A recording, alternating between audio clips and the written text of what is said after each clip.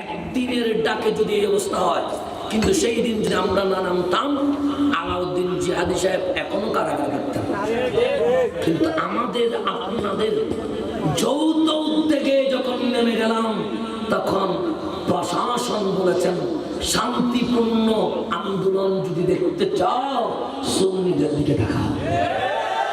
তাদের হাত আছে গাড়ি ভেঙে দেয় না, তাদের পা আছে লাথি মেরা দেয় না।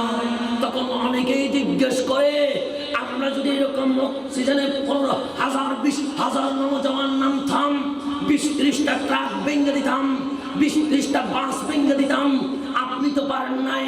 আমি ডাক দিয়ে বলে আমাদেরও হাত আছে, এই হাত বাঁধতে জানে, আমাদেরও পা আছে, এই পাও মারতে জানে। খোদার কসম, বাঙ্গার নাম শিখি নাই, মানুষকে কষ্ট দেওয়া শিখি নাই। এই হাত পা রহমতুল্লিল আলামিনের কদমে জামানত দিয়েছি বলে হাত দিয়ে মারি না, সালাম দেওয়ার চেষ্টা করি। আমরা মারার নাম ইসলাম, আদর্শ দেখানোর নাম। সেই জন্য কতজন গালি দেয়, কোনোদিন গালির উত্তর গালিতে দেয় নাই। কতজন ভণ্ড রাখে, বলিলেন কিছু।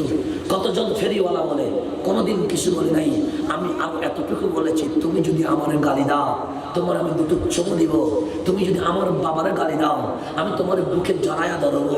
কিন্তু আমার রাসূলের ব্যাপারে যদি সংস করো, তোমার জিহ্বা ছিনিয়ে নিতে আমি একটা মিনিট চিন্তা করব।